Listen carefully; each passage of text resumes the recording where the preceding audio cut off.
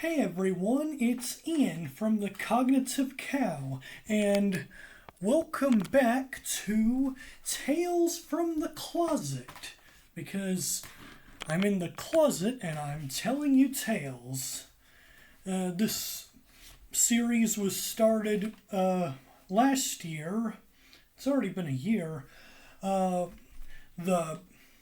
the fascist Republican empire, whatever it's become now, was sending KKK members and neo-Nazis to shut down trans story time things at public libraries. They were bringing guns to intimidate us. You know, guns, they're like the new Christian thing that everyone wants. But anyway, this is Tales from the Closet. It's basically a story hour that people can't bring guns to because it's on the internet. Hold on. I forgot to... Just needed a little more of that.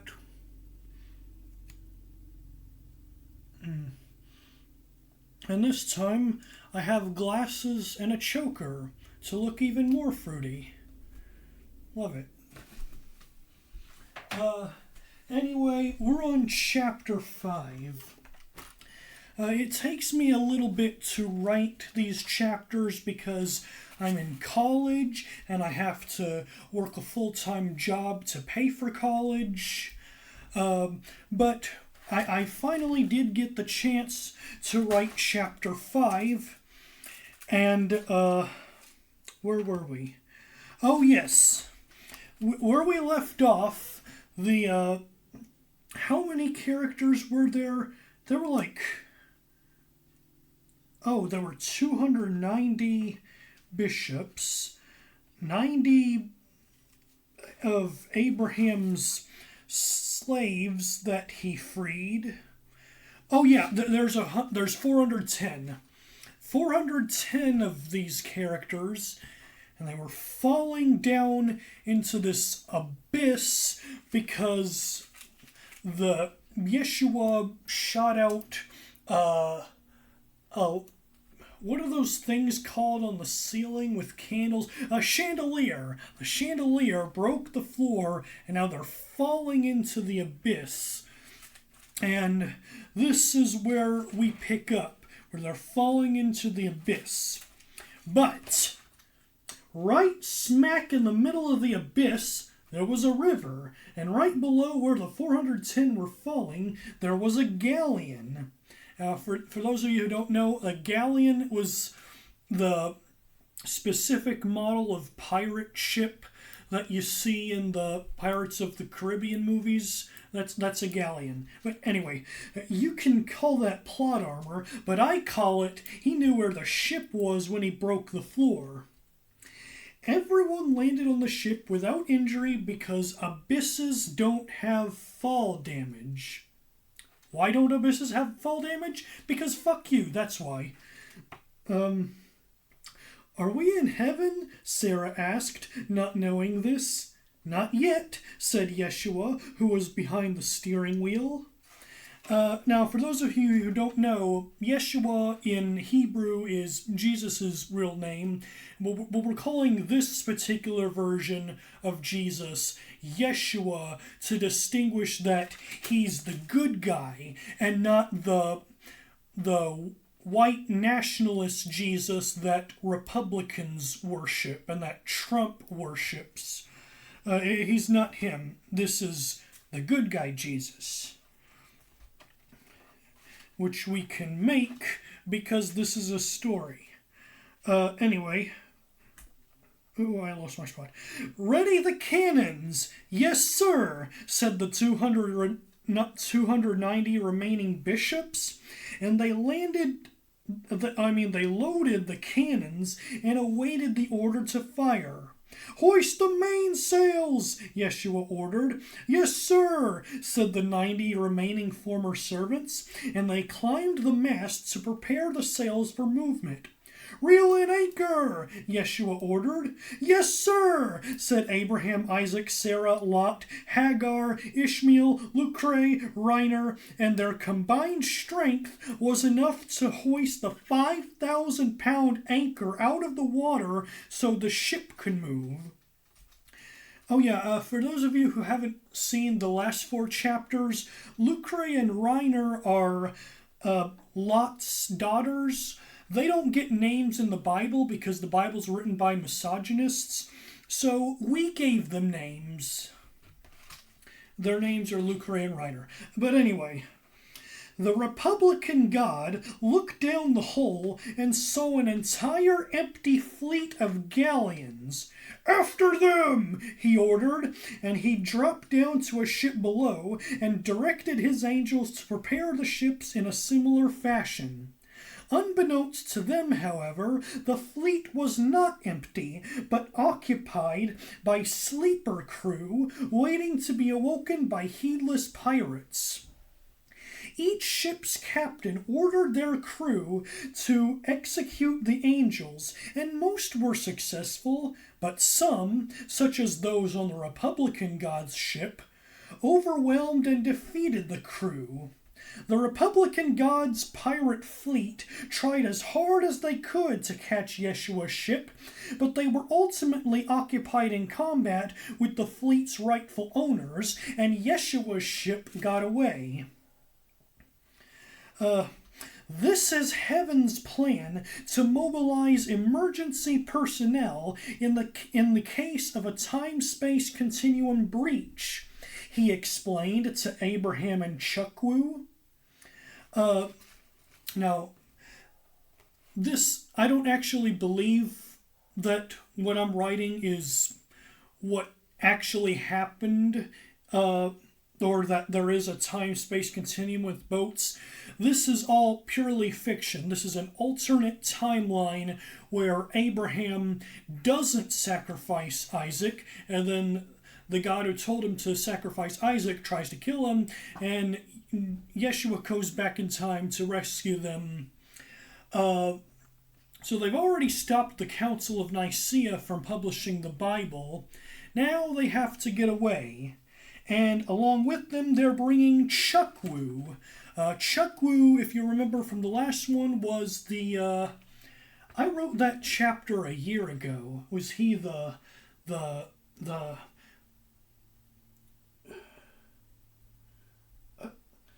an indigenous African god. That's all I remember from that. Go watch those other 4 chapters if you haven't already, because otherwise you will have no idea what's going on the rest of this series, okay? And people won't want me to keep repeating that, so I won't. Chukwu was still discombobulated from finding out that his worst enemy isn't who he thought he was. So the old white man who invaded my nation, enslaved and murdered my people, and forcibly impregnated my women, didn't come in your name? "Yeah, I want to hear this story too," said Abraham. "Who am I truly following?" The rest of the passengers gathered around to hear the story. Because that is the question that Christians who don't support Donald Trump and Israel are asking today. Who are we truly following if all these other Christians believe God wants you to kill all the gays, but our God doesn't want you to kill all the gays? Whose is right? Yeshua took a deep breath and lit a fire in the palm of his hand for Chukwu to display the scene of the story on, and began, "It all started with a snake in a garden. On the fire screen, the serpent crawled under a bush at the outer border of the Garden of Eden. where there was a secret entrance that led deep underground where his experiments were built. Now, what's about to follow is a possible explanation for the creation of the Republican God. Now, again, I don't actually believe this is how that God was made. We don't know how that terrible fascist God was made. All we know is that you shouldn't beat people up for being different, like he's telling some people to do. So this, he's probably not even real. I think there's a God. I just don't think it's the one that Donald Trump worships. But anyway, this is a fictional explanation for how his God came to be. Now, the serpent had arms and legs because he had not yet deceived Adam and Eve and lost them as punishment. Yeshua continued, deep under the Garden of Eden, directly below the tree of knowledge of good and evil, the serpent conspired with the archangel Satan to create a God who would deceive humanity after the fall. That is, Trump's God. It was a brilliant idea because the real God became invisible to the human eye after the fall, and all gods created by humans afterward were visible in the form of statues. So future generations believed that because this God could not be seen, but he could be heard, that he must be the real God. They also didn't create him like they created all the others. Chuck Wu displayed a video of Satan and the serpent bringing the imposter god to life, who happened to look exactly like Michelangelo's Sistine Chapel paintings, who, by the way, was painted as Michelangelo himself. It's a wonder the Catholic Church didn't catch that sneaky act of self-idolization, because today, whenever you see God on Family Guy and South Park, he is directly copied from Michelangelo's painting. He, the white man with the really long white beard and the white robe, Michelangelo painted that. That portrait is not anywhere in the Bible. But anyway, the archangel Satan put his hands on this sculpture and blessed it, saying, "In the name of Yahweh, I hereby grant you the rank of God." And the sculpture came to life, shoved both of them out of the way, almost killing them, and marched deeper underground. And from that day forward, Yeshua recalled, the name of God became synonymous with violence and deceit. But that's not the end of the story. After the fall, the false god claimed his first victim, Cain. Chuck Wu showed a video of the imposter god in hell looking up at Cain. "Kill him," he whispered. "Yes, Lord," said Cain. And he picked up a rock and beat the crap out of Abel. "Why, brother?" Abel cried. "Why are you doing this to me?" Cain replied with an insidious grin, "Because God told me to, and the word of God is never wrong." I don't know why I turned into Waluigi. I was trying to imitate a country accent. But anyway. And he beat Abel until his skull was no more, and he stopped screaming. Yeshua continued narrating the story. "The imposter god took great pleasure in murdering my children, especially with the great flood." Chuck Wu showed a video of the imposter god turning faucets serially under the earth, causing geysers to shoot from the earth and kill billions of innocent people for no reason. People were praying, "Why, God? What have we done?" And the impostor God replied, "Because you're sinful and broken. Because you had a thought that hurts my feelings. I'm murdering you because I love you." Because isn't that the Christian explanation for why God murders people in the Bible? Because they had a thought that offended him or something. They're still using that today to say why stuff happened to you. And of course, there's no biblical evidence to support that he's actually that evil. But anyway, the scene cuts back to the people on the ship.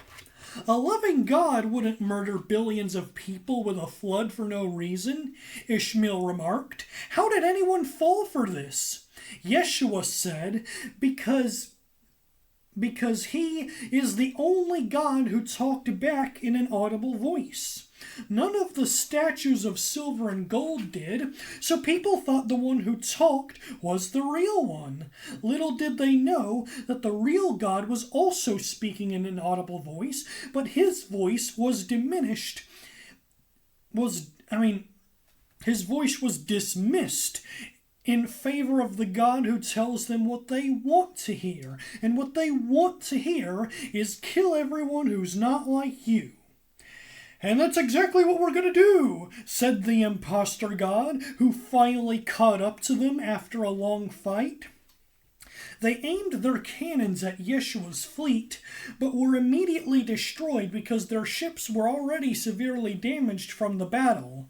"Damn you, love!" the impostor God shouted as his ship was sinking into the abyss. "I'll destroy you!" His voice faded as he fell out of the sight. The entire crew cheered as they finished shooting down the last pirate ships. "We won't be seeing him again," Abraham boasted. "All-powerful sky wizard," Isaac scoffed. "Heh! All right, good night, boys." And everyone went to bed. Meanwhile, the impostor God pulled out a scythe and ripped a hole in the abyss that he was plummeting down and jumped through it. On the other side was the fake hell. Not the biblical hell, where everyone is dead and nothing actually happens. I mean the Anglo-Saxon version of hell from Dante's Inferno, which modern depictions of hell are based on. There, he met a tall red man with goat horns. "Hey, Satan!" he shouted. But of course, this wasn't Satan. This was Scapegoat Satan. What does that mean? You'll have to stay tuned for chapter 6 to find out who Scapegoat Satan is, because he's not what you think. Okay, this was a bit of a short chapter, but the next chapter, I won't spoil too much of what I've already written of the next chapter, but when the boats finally land, they will land in the Jewish underworld, which is called Sheol. And I'm trying to set up a connection to the Israel-Palestine conflict. While Israel is bombing Gaza for no reason to fight some imaginary enemy called Hamas. But I need to set that up, so give me a few chapters. I'm not being... I don't want to be silent about what's happening in Gaza, but the story also has to make sense. I think by chapter 7, we should have everything set up for Yeshua and the crew to go back in time and stop the Israel-Palestine conflict. But that's Well, I haven't written that yet, so that's the end of today's video.